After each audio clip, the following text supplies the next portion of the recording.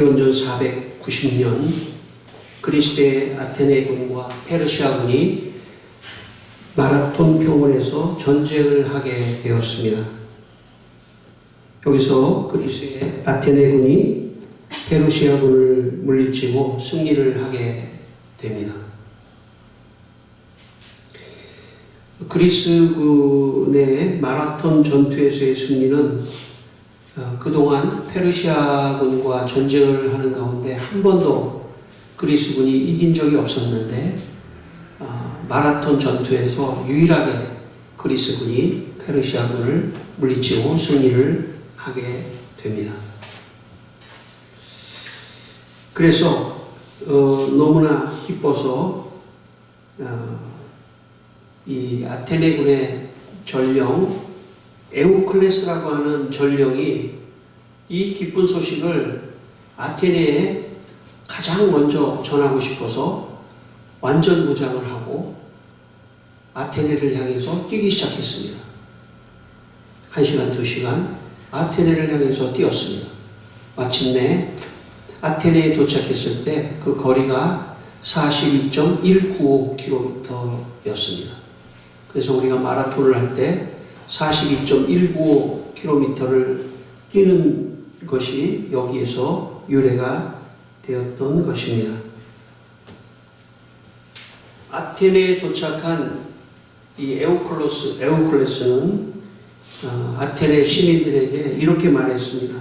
만세, 우리가 승리했습니다. 그렇게 외쳤습니다. 전령 에우클레스가 42.195km를 뛸 수 있는 힘, 그 힘은 어디에 있었냐면 아테네군이 페르시아군을 물리쳤다고 하는 그 승리의 기쁨의 어떤 그 힘이 그로 하여금 완전 무장을 하고 42.195km를 뛰게 했던 것입니다.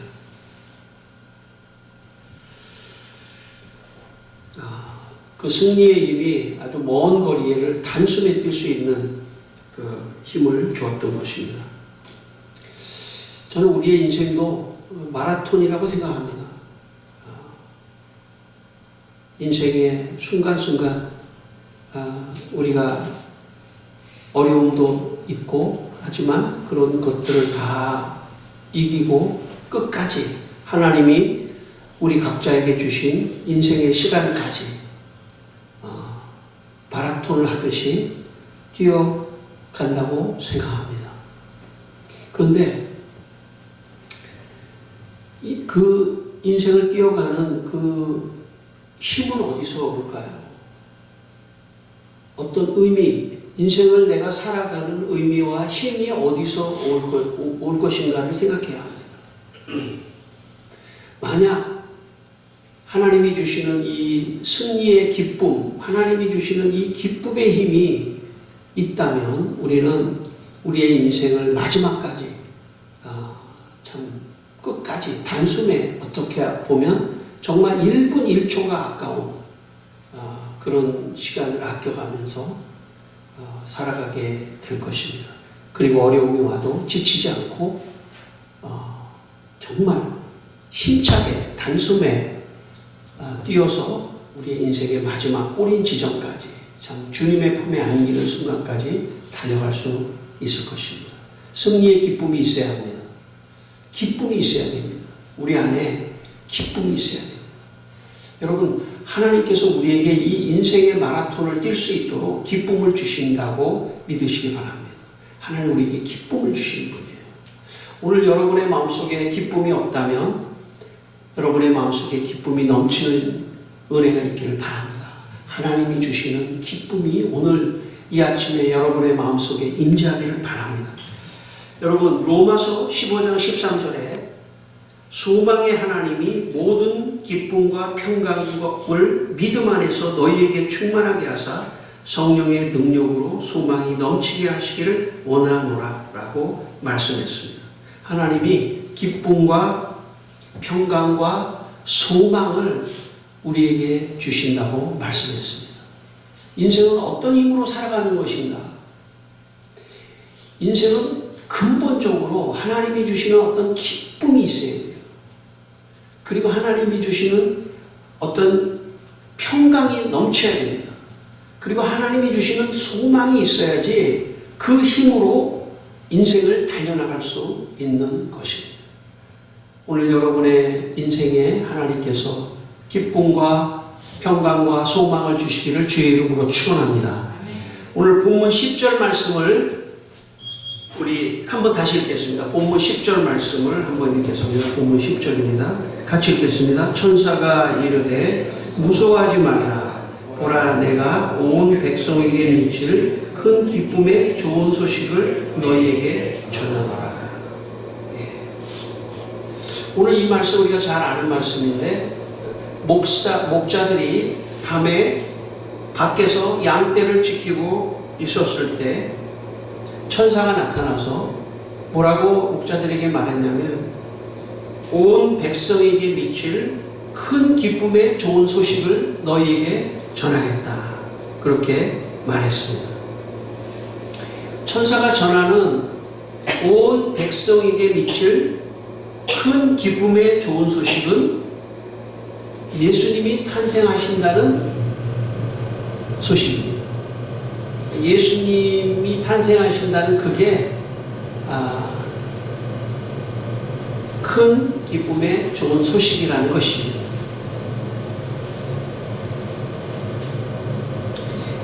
여러분, 이 기쁨의, 예수님의 이 기쁨의 큰 좋은 소식은 목자들에게만 해당하는 게 아니라 그 앞에 보면 온 백성에게 이렇게 되어 있지 않습니까? 그러니까 목자들에게만 주신 기쁨이 아니라 온 백성, 오늘 우리들까지 포함한다고 볼 수 있습니다.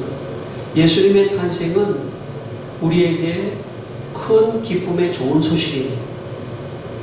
우리에게 예수님을 주신 것은 예수님을 마음에 두면 기쁨이 넘친다는 것이죠. 예수님 자체가 기쁨입니다. 그래서 예수님의 탄생이 기쁨입니다. 왜냐하면 예수님이 탄생하셨기 때문에 우리가 죄 가운데 구원을 얻는 것이고, 이 세상에서 마귀의 공격으로부터도 예수님을 마음에 두고 있으면 마귀의 공격으로도 이길 수 있기 때문에 예수님이 바로 우리의 기쁨의 근원이 되는 것입니다. 제가 청년대 때 다니던 모 교회가 지금도 물론 있지만 모 교회가 있습니다. 근데 그때 교회에서 장로님을 선택하는, 투표하는 그런 시간이 있었습니다. 근데 그 장로님 후보 중에 제가 참 존경하고 참 좋아하는 그런 장로님 후보가 계셨는데, 그분은 뭐 지금은 참 찾아보기 어려운데 옛날에는 조그만 구멍가게라는 게 있었어요. 그 안에 무슨 뭐 과자도 팔고 아이스크림도 팔고, 뭐 요즘엔 다 다른 체인점으로 다 바뀌었지만은 아주 조그만 그런 구멍가게를 하시는 그런 분이었습니다. 근데 참 신실하시고 기도도 열심히 하시고 참 그런 분이에요. 근데 뭐 제가 잘 모르지만은 뭐 제 느낌으로는 그렇게 뭐 학력이 좋은 분도 아니었던 것 같아요. 근데 그분이 꼭 장로님이 됐으면 좋겠다는 생각을 제가 했습니다. 근데 다른 장로님 후보들은 뭐 잘 살고, 대부분 잘 살고, 또 학력도 좋고, 또 사회적 지위도 비교적 좋은 그런 분들이 많이 계셨습니다. 제가 투표를 하면서 저 장로님 뽑으면서 저 지금 제가 존경하는 저분이 여러 가지로 참 좋은 환경은 아니지만 저분이 됐으면 좋겠다, 그렇게 생각을 했었습니다. 투표를 했는데 제가 존경하는 그 장로님이 장로 투표가 됐어요. 장로님이 되셨습니다. 그때 제가 참 하나님께서 가난하고 여러 가지 학력도 없지만 참 신실한 저 장로님을 하나님께서 뽑으신 게 아닐까 하는 그런 생각을 하면서 제가 대단히 기뻐했던 그런 기억이 있습니다. 예수님이 탄생하셨을 때 제일 먼저 하나님께서 천사들을 보내서 예수님의 탄생의 소식을 알린 사람들이 누구냐면 목자들이었습니다. 목자들. 이 밤에 양떼를 지키는 목자들이었습니다. 여러분, 당시에, 예수님 당시에 목자들은 제일 가난한 제일 하층의 사람들이었습니다. 예수님 시대에 가장 가난한 사람들의 직업은 당나귀 몰이꾼, 낙타 몰이꾼, 마부, 소매 상인, 푸주간 주인, 개똥 수거자, 구리 대장장이, 절구 석공, 행상인, 이발사, 빨래꾼, 목욕탕 관리인, 투전꾼, 고리 대금업자, 비둘기 경주자, 과일 장사, 세금 징수 관리, 세리, 그리고 목자였습니다. 이 가난한 사람들 가운데 독자적인 사람들이 아니라 그룹으로 모여 있었던 사람들이 목자들이었는데, 특별히 목자들은 밤에 양떼를 지키는 그런 사람들이었습니다. 낮에도 물론이지만 밤에도 양떼를 지키는, 밤에 일을 한다고 하는 것 자체가 힘든 사람들입니다. 그 목자들이 가장 가난했는데 예수님의 탄생을 그 기쁜 소식을 제일 먼저 하나님께서 생각하실 때 누구에게 이것을 전하고 싶으냐면 가장 가난한 목자들에게 이 기쁨의 좋은 소식을 먼저 알려주고 싶으셨던 것입니다. 그래서 목자들에게 천사가 찾아와서 나사렛 동네에 구주가 나셨다. 그리스도 구주가 나셨다. 빨리 가봐라. 그렇게 지금 목자들에게 이야기한 것입니다. 여러분, 목자들이 이 소식을 들었을 때 아마 굉장히 당황했을 겁니다.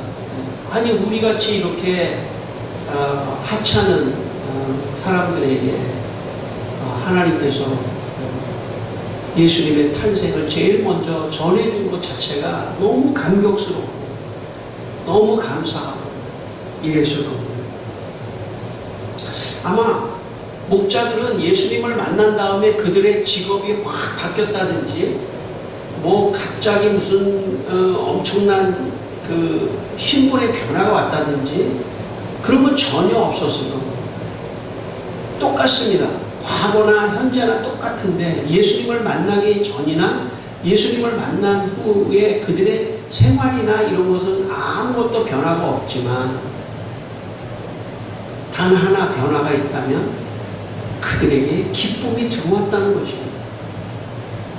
예수 그리스도의 탄생을 통해서 그 소식을 아는 기쁨의 좋은 소식, 그 소식으로 인한 기쁨이 목자들 안에 들어왔다는 것이 하나의 큰 변화입니다.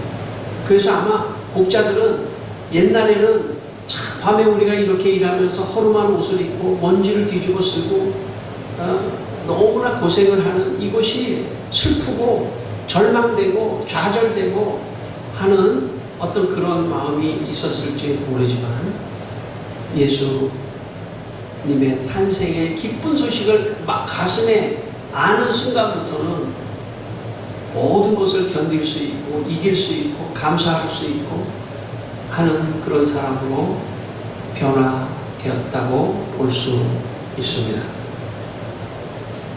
저는 오늘 이 시간 우리 모두에게 이런 기쁨을 주시기를 바랍니다.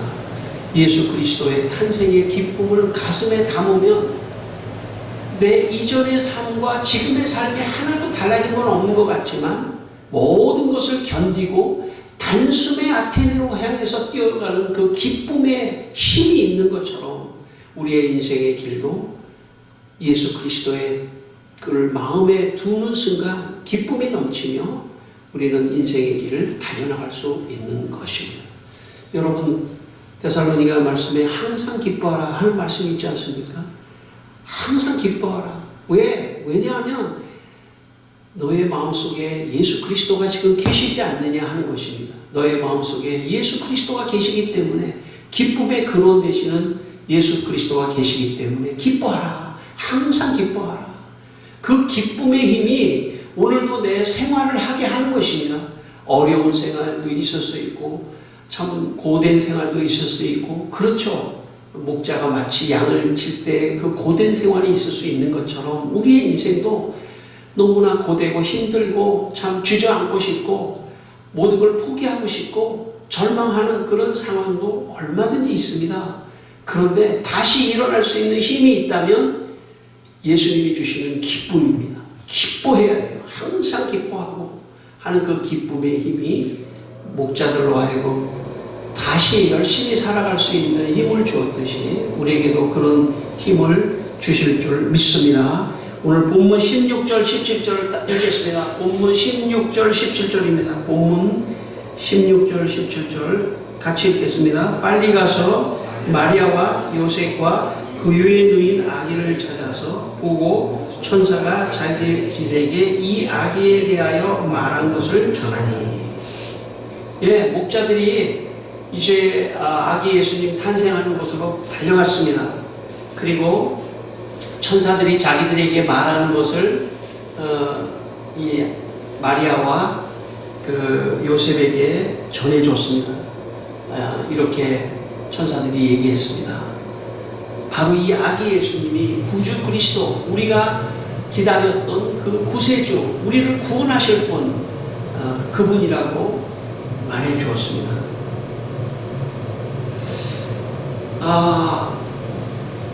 마리아와 요셉이 마침 그 당시의 상황은 이 가이사가 로마의 황제가 로마의 식민지였기 때문에 이스라엘이 호적을 하라고 해서 이제 자기의 고향 베들레헴에 갔었는데 사람들이 다 호적을 하러 고향을 찾아오다 보니까 여관이 너무 다 차서 이제 여관에 들어갈 수가 없었습니다. 근데 마침 그때 마리아가 이제 해산하는 어떤 그런 달이 돼서 이제 말 구유에 말이 있는 말 마국간에 잠시 이제 머무르게 되었습니다.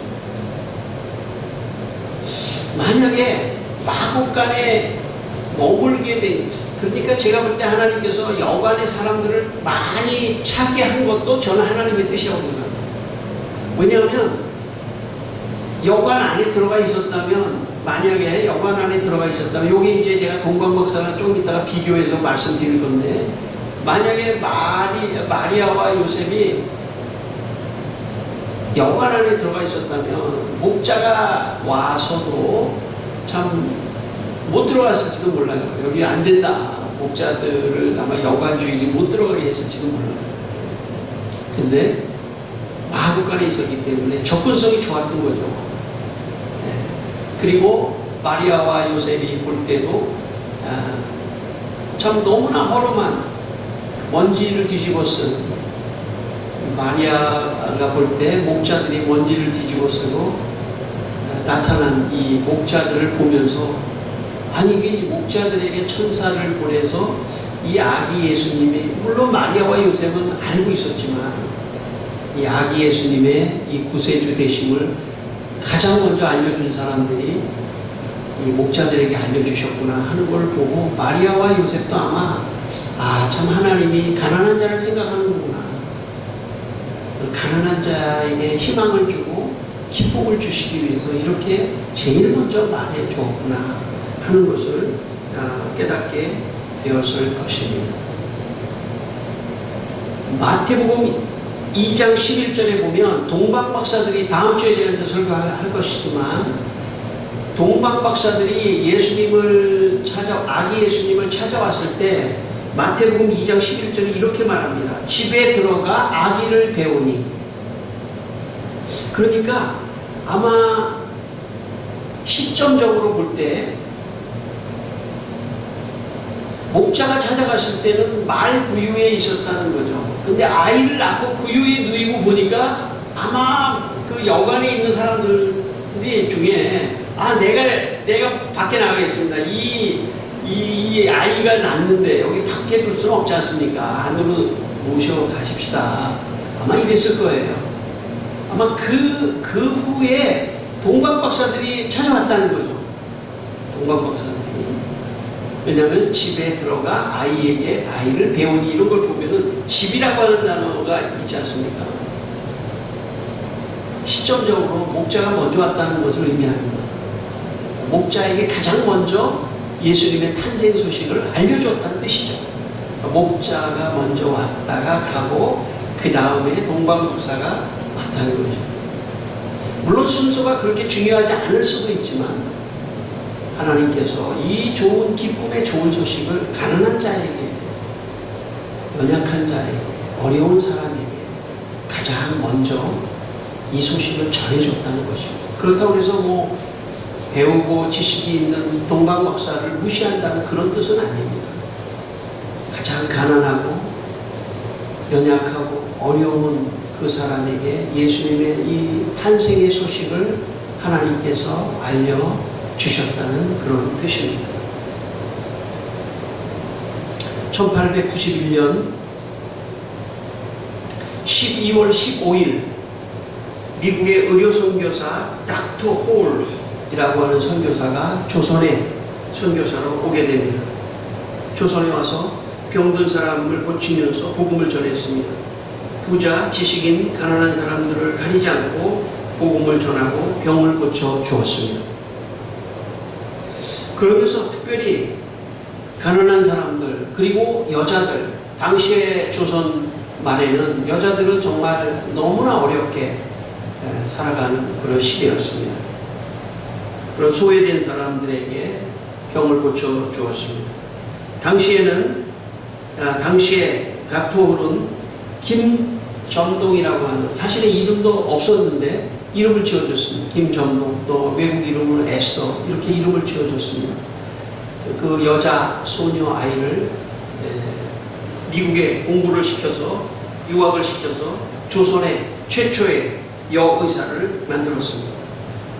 앞을 못 보는 맹인들을 위해서 점자법을 만들어서 점자 학교를 만들었고, 맹인 여자아이들에게 점자를 가르쳤고, 맹인 학교가 커져서 귀머거리 봉어리 학교도 만들었습니다. 어린이 병원을 만들었고 여성 전용 병원도 만들었습니다. 지금 이화여자대학교 병원이 바로 이 닥터 홀이 만든 여자 병원의 후신이었습니다. 후신입니다. 닥터 홀은 조선의 가난하고 소외된 사람들에게 복음을 전하고 병을 고쳐주었습니다. 특별히 선교사들은 성경을 순한글로 번역을 해줬습니다. 왜냐하면 조선의 500년 동안 중국의 한자를 가지고 양반들만 공부를 하고 한자를 익혀서 기득권을 가지고 정치의 세력으로 들어가서 보통 99%에 해당하는 보통의 사람들에게는 한자를 모르기 때문에, 글을 모르기 때문에 공부할 수 있는 기회를 주지 않았던 것이에요. 그리고 몇 사람들이, 아주 일부의 사람들이 모든 권력을 독점하고 지식을 독점하고 부를 독점하고 그렇게 해서 모두를 다 다스렸던 것이에요. 만약 선교사들이 들어오지 않았다면 보통 민중은 깨어날 수가 없었을 겁니다. 들어와서 제일 먼저 한 것은 성경을 한글로 번역을 한 것이에요. 그리고 한글을 가르쳤습니다. 순한글을 가르쳐서 사람들로 하여금 글을 읽을 수 있도록 가르쳤습니다. 그리고 견문을 넓게 하기 위해서 외국에 보내서 외국에서 공부를 시키고 그렇게 해서 견문을 넓히도록 그렇게 했던 것입니다. 여러분, 가난한 사람들에게 입장에 있어서는 이 복음과 선교사의 이런 가르침이 너무나 좋았던 것입니다. 그래서 전국에서 수많은 가난한 자들이 일어나서 공부를 하게 되고 열심히 살게 되는 그런 기초를 선교사들이 와서 마련해 주었던 것입니다. 선교사들의 접근은 부자, 여러분 그게 이제 개신교와 가톨릭의 차이입니다. 가톨릭은 좀 부자 중심, 좀 양반 중심의 선교를 했다면 개신교는 가난한 사람에게 대한 선교를 했습니다. 저는 이것이 오늘 천사들을 목자들에게 보낸 예수님의 하나님의 어떤 정신이라고 생각합니다. 가난한 자에게 접근해서 그들에게 희망을 주고 그들에게 기쁨을 주고 그들의 삶을 고쳐주는, 그들이 열심히 살 수 있도록, 그들이 비록 목자로서 계속 산다 하더라도 의욕을 가지고 열심히 살 수 있도록, 나 예수 만난 사람이야, 내 안에 예수가 있어, 그러니까 나는 기뻐 즐거워하면서 살아갈 수 있도록 그렇게 한 그 정신이 바로 선교사들이 우리를 향한 정신이고 오늘 우리가 이 사회를 향한 정신이 되어야 하는 것이에요. 그래서 교회가 있어야 합니다. 왜냐하면 교회는 단순한 것이 아닙니다. 그 정신에는 하나님의 정신이 있고 오늘 목자의 정신이 있기 때문에 그렇습니다. 마지막 20절 말씀을 한번 다시 읽겠습니다. 마지막 20절입니다. 같이 읽습니다. 목자들은 자기들에게 이르던 바와 같이 듣고 본 그 모든 것으로 인하여 하나님께 영광을 돌리고 찬송하며 돌아가니라. 예, 천사들이 목자들에게 나타나서 어디에 가면은 구세주 그리스도 예수님이, 아기 예수님이 태어날 것이다. 근데 실제로 가봤는데 없었다면, 만약 실제로 가봤는데 없었다면 얼마나 이 목자들이 참 기분이 안 좋았겠습니까? 야, 저 천사들이 우리를 속였다, 이렇게 생각할 거 아닙니까? 근데 가서 보니까 진짜 아기 예수님이 있었고, 그리고 그 본 것을 인하여 다시 기쁨이 넘쳤던 것이죠. 야, 우리들이 제일 먼저 봤어. 우리들이 제일 먼저 경험했어. 하나님이 우리를 사랑하시나 보다. 우리를 버리지 않으셨나 보다. 목자와 같이 우리같이 가난하고 어려운 사람을 하나님이 버리지 않으셨구나 하는 어떤 그런 감격과 기쁨으로 하나님께 영광을 돌리고 찬송하며 돌아갔다는 것입니다. 1970년대 망원동은, 저 마포구 망원동은 판자촌으로 즐기한 곳이었어요. 거기는 분뇨 처리장이 있었던 곳이었고 쓰레기 하치장이 있었습니다. 그리고 강가에 정말 끝이 보이지 않는 그런 판자촌이 있었던 곳이 70년대의 망원동입니다. 뭐 지금은 그런 게 다 사라졌지만, 장로회 신학대학교에 존경받는 주선희 교수님, 지금 돌아가셨지만 주선희 교수님이 어느 날 자기 집 근처에, 자기 집이 그 근처였는데 가만히 보니까 이 한강 뚝에 올라서 보니까 끝이 보이지 않는 판자촌이 있더라고요. 그래서 거기를 걸어가 보니까 너무나 열악한 거예요. 정말 제대로 공동 화장실을 쓰는데 그것도 제대로 되지도 않고 너무나 참 판자촌에 사는 그런 사람들을 보고 수업 시간에 그 말을 학생들에게 했는데, 그 학생 중에 늦게 신학을 공부한 이상향이라고 하는 학생이, 전도사님이 수업을 마치고 그 교수님을 따라 나오면서, 교수님, 저도 한번 같이 거기 가보고 싶습니다. 그래서 그 사람과 함께 거기를 갔습니다.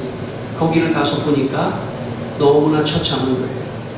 그래서 이상향 전사님은 당시에 100원짜리 방입니다. 100원짜리 토불방을 거기다 하나 얻어가지고 그 방에서 같이 살면서 그들의 생활을 도와주기로 결심합니다. 학교의 교수님들이 등록금을 마련해주면 다 망원동의 그 판자촌의 사람들에게 다 갖다 썼습니다. 아침에 일어나 가만히로 문을 한 집을 들춰보면서 쌀떡을 열어보고 없으면 쌀을 사다가 채워줬습니다. 마을 주민들을 위하여 복지시설을 만들어줬습니다.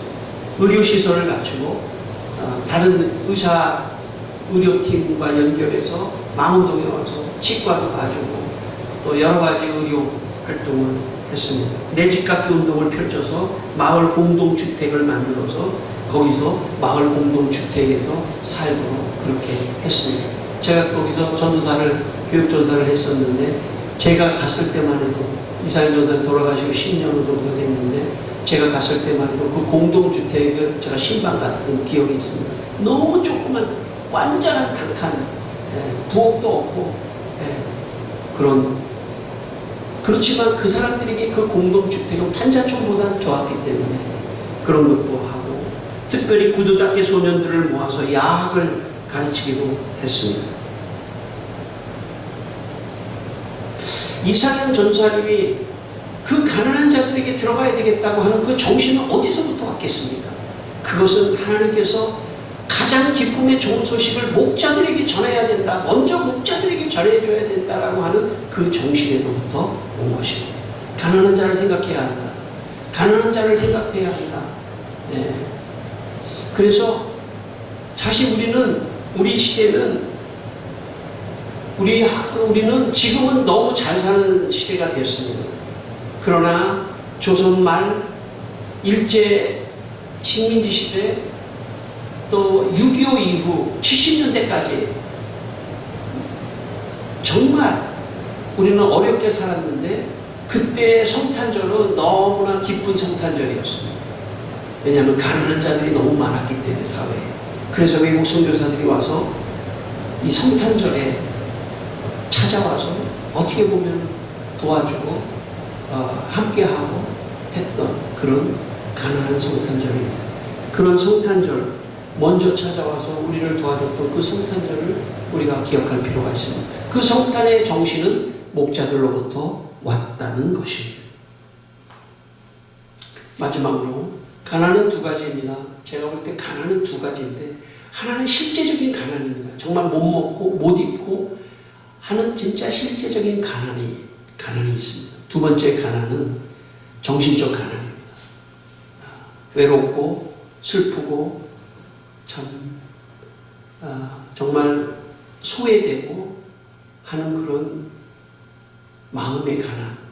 오늘도 우리는 이 두 가난한 사람들을 관심해야 합니다. 실제적 가난한 사람도 관심해야 합니다. 만약 우리나라에 없다면, 내 근처에 없다면 조금 더 넓혀서 또 전 세계를 바라볼 수 있고, 그런 가난한 자들을 위해서 기도하고 또 그들을 돕고, 두 번째 정신적으로 마음으로 가난한 사람들을 위로하고 그들을 무시하지 말고 오히려 그런 사람들을 더 존중하고 찾아가고 하는 그런 정신의 가난을 한 사람들을 돌보는 것, 그것이 오늘 목자를 찾아간 하나님의 정신인 것입니다. 오늘 성탄절을 기다리며 목자들에게 기쁨을 주시기 위해서 찾아가신 하나님의 이 정신을 기억하시는 여러분 되시기를 주의 이름으로 축원합니다. 기도하겠습니다. 다 같이 한번 기도하겠습니다. 하나님 아버지, 오늘도 우리들에게 주님의 놀라운 은혜와 축복을 더하여 주시고 함께하여 주셔서 아버지 하나님, 하나님께서 목자들에게 찾아가 주셔서 기쁨을 주시고 은혜를 주시는 것처럼 하나님께서 함께하여 주시옵소서. 역사하여 주시옵소서. 도와주시옵소서. 주여 아버지 하나님, 오늘도 주님 우리 예배를 드리는 우리 모두에게 기쁨을 주시고 예수 탄생의 그 기쁨 허락하여 주시옵소서. 아버지 하나님, 오늘 여기에 예배를 드리는 우리 모든 성도들에게 먼저 예수 탄생의 기쁨을 허락하여 주시옵소서.